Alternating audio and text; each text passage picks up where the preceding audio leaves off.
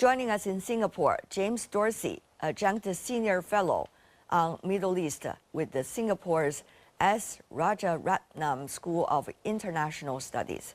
In Beijing, Wang Jin, Associate Professor with Northwest University of China. Gentlemen, good to see both of you.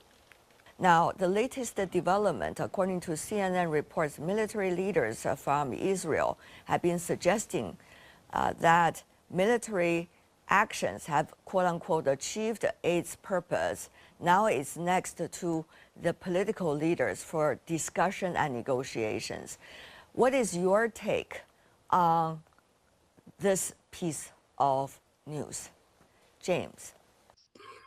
I think what underlies that statement by the Israeli military is an assumption that may be mistaken, that the severe blows that both Hamas and Hezbollah have suffered have brought them to the point where they were going to be more submissive and more flexible in terms of meeting Israeli demands for an end to the fighting. The situation on the ground doesn't necessarily prove that. You see that in Lebanon with the continued, Hezbollah's continued ability to fire rockets at Israel, its continued ability to confront Israeli ground troops, and even in Gaza, where the damage to Hamas is far more extensive.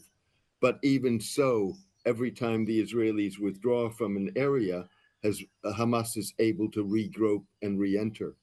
Professor Wang, from your perspective, I think it's maybe a good news because actually it suggests that Israelis realizes that they are facing the very valuable opportunity or very important time to seek the peaceful opportunity. Because we know that Israel's war in the Gaza Strip and also the Israeli ongoing war in the southern Lebanon, I think Israeli, their elites, especially their military and leaderships, they clearly know that it should be to some certain point to turn the military so-called victories into the political gains in the future to secure Israel's northern frontier with Lebanon. But I mean, we cannot be so positive about the future of the peace because there was still very big division, the trust division between Israeli society towards the Lebanese government and also Lebanese Hezbollah. So it's a time that Israel want to make some concessions and maybe they want to approach the stances of Lebanese, but it's still far away. We have seen the neighboring countries taking certain stances, both condemning the attacks against civilians, but at the same time, not necessarily visible in terms of creating clear mechanism for either negotiation or a possibility to put an end to the conflict. Why is that, James? You've been doing research about the Middle East for almost 5 decades, shall I say, unfortunately. What is your take about this round of conflicts and the regional players' role in this regard? Different regional players have different interests. So if we look first and foremost at the Arab countries, Egypt and Jordan, the 2 countries with peace treaties with Israel, also border Israel. Jordan has a significant Palestinian population. So therefore, the concerns of the Egyptians and the Jordanians, particularly with the Israeli government that may consider expelling Palestinians, as Israel has done in the past, has very different concerns than, for example, the Gulf states, most of which, with some exceptions, but primarily if one looks at Saudi Arabia and the United Arab Emirates, are not fans of either Hezbollah or Hamas, and therefore, on the one hand, may be horrified by the carnage, the human carnage that this war is sparking, but at the other hand, would like to see Israel defeat Hamas, Israel defeat Hezbollah, and in the process weaken Iran. Well, at the same time, another player, the United States, certainly is having a bigger than all the others role in the region and on the latest conflicts. What is your take on that, James? The United States clearly is the one power that has, at least in theory, leverage over the United States, over Israel.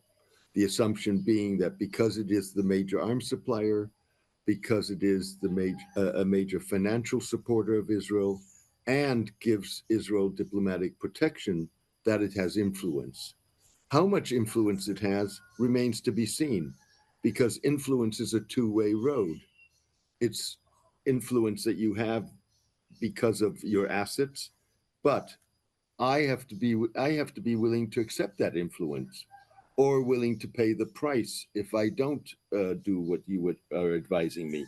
And that hasn't been put to the test, or at least not fully. Mr. Wang, of course, things are very complicated right now. The U.S. has an election, results of which hopefully will be revealed to the rest of the world soon, on time. But at the same time, we also see the Israel-Iran interaction over the past few weeks.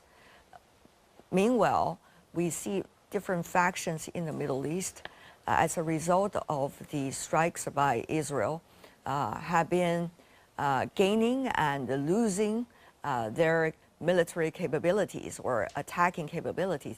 So how do you see the fluid situation as we speak?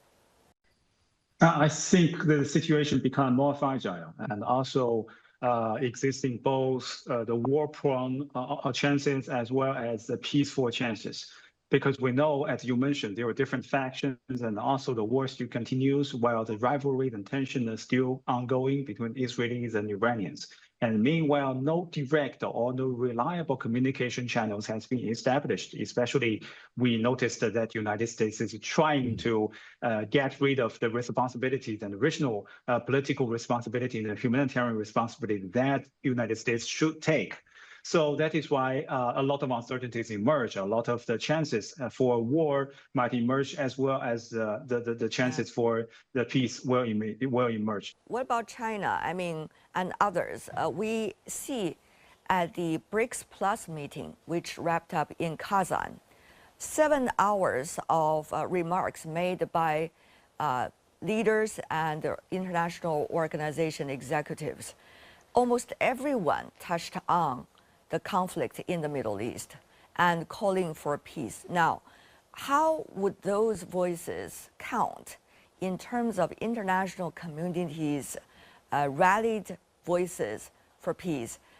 How will those voices be translated into actions, both by those in conflict and by those who are trying to create peace? I think you are right, because the BRICS summit is a very major international platform for expressing international voices over the ongoing war in the Middle East. Because if we remember that last November, when the latest round of Israeli and Palestinian war just erupted, the BRICS may be the very first international organization that held the very special summit over the Israeli-Palestinian war. So our President Xi Jinping also expressed the very Chinese stances over the ongoing war, calling for peace, starting the humanitarian assistance, and also offer the new channels for communication.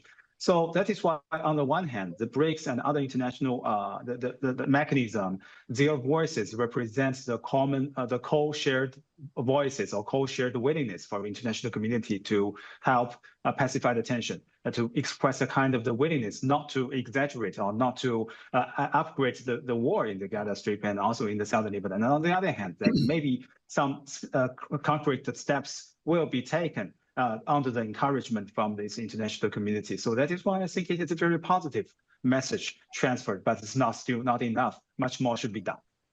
James Dorsey, Wang Jin, thank you so much for joining us.